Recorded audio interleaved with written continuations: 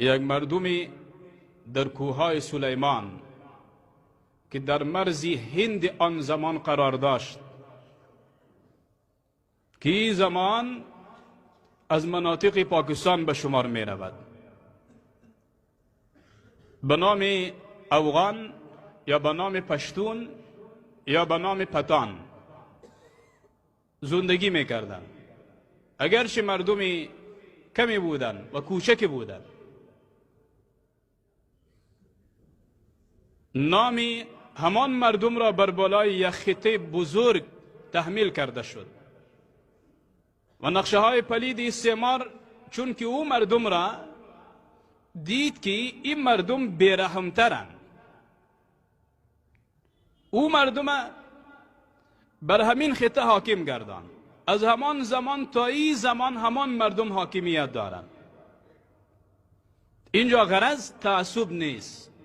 شما یک بار تاریخ را مطالعه بکنید و تعصب را از دیدگاه اسلام مطالعه بکنید که در حدیث سنن ابی داود تعصب چنین تعریف شده است که ان تعین قومک علی الظلم، قوم خود را بر ظلم اعانت بکنی، این را تعصب گفته می شود. اگر زمانی که ظالم را محکوم بکنی را تعصب گفته نمی شود. ظالم به هر لباسی که باشد، از هر قومی که باشد، از هر جغرافیایی که باشد، نام ملا داشته باشد، نام عالم بر سر داشته باشد، لنگی عالم بر سر داشته باشد، ریش بزرگی داشته باشد، ظالم ظالم است. اگر کسی که ظالم را اعانه می کند و در مقابل ظلم ایستادگی نمی کند به اندازه که توان دارد، الله عز و جل و پیامبرش از او بیزار می شوند، همانطوری که در حدیث شریف آمده است. ظلمهای علنی که در بازارهای من و شما دیده می شود، این هم ریشه استعماری دارد، در اسلام عزیز هیچ جایگاهی ندارد. به نام مالیات در اسلام و در فقه حنفی من و شما خصوصا چیزی نیست. این هم از حلقوم فقیر کش کرده شود، بزور کش کرده شود. دزدی که یک چبلق را از دروازه مسجد دزدی میکنه، ما او را دزد میگوییم. دزدی که بر خانه مردم از طرف شب میداره، ما او را دزد میگوییم. به افتخار گاه مجرمان را دستگیر میکنیم که موبایل را زده بود، این مجرم باید به جزای جرمش برسد. اما با لباس دولت، با سلاح دولت در انظار عمومی از نزد یک مسلمانی پولش را به اکراه و به جبر گرفته می شود. یکی برچند از نظام سابق گرفته می شود، این را ظلم گفته نمی شود؟ این خودش ظلم علنی است، ظلم تاریخی است. اما آغاز این ظلم از همان استعمارهای سابق شروع شده است که تا امروز هم نمی توانند که خود را از این ظلم خلاص بکنند. انسان آزاد آزادانه زندگی می کند. رفاه و امنیت به این معنا نیست که ما تق و تق را از افغانستان گم کردیم. عامل تق و تق خودمان بودیم، خودمان بس کردیم. لکن مردم آرامش فکری ندارند.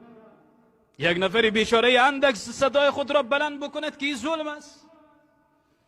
تاپه های تیار است، تاپه مقاومت، تاپه داعش، ترق بر بالایش زده میشه، ایره میگوین تاپه، بعد از تاپه چاپ است، ببر بزن بزن بزن که تا حتی خاصیته نشر آباد نمان. اگر یک جرمی کرده است، چند جرم دیگر را بر بالایش تحمیل بکن، به زور زدن تحمیل بکن، بزن و بزن و بزن تحمیل بکن، کامره را در دم رویش بگذار، بو که همین چیز را میگویی خوب، اگر نمیگویی میکشمد. او بیچاره به خاطر آنکه جان خود را نجات بدهد، جرم بزرگی را به زبان خودش اقرار میکند. این صحنه های نه تنها آنکه چشم دید، بلکه به طور تواتر به من فقیر رسیده است.